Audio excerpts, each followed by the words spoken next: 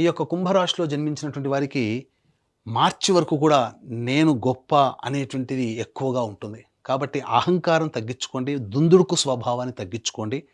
మీరు చాలా మటుకు గ్రహాలు అనుకూలంగా లేవు. మీరు తగ్గి ఉంటే ఆ గ్రహాలు కూడా అనుకూలంగా అవుతాయని చెప్పవచ్చు.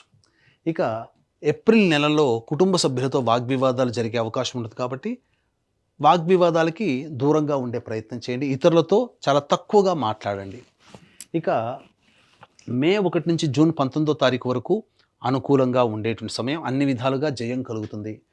జూన్ 20 నుంచి ఆగస్టు 1వ తారీఖు వరకు వాహన ప్రమాదాలు చోటు చేసుకునే అవకాశం ఉంటుంది. శస్త్రచికిత్సలు జరిగే అవకాశం, ఉద్యోగంలో భయభ్రాంతులు, అలాగే తల్లిగారి ఆరోగ్యం పట్ల జాగ్రత్త వహించాల్సినటువంటిది. ఆగస్టు 2 నుంచి సెప్టెంబర్ 17వ తారీఖు వరకు ప్రధానంగా నష్టాలు పోయేటువంటి అవకాశం ఉంటుంది. మరియు ఆరోగ్యం పట్ల శ్రద్ధ వహించాల్సినటువంటి పరిస్థితి. సంతానం మూలకంగా ఖర్చులు, సమస్యలు పెరుగుతాయి.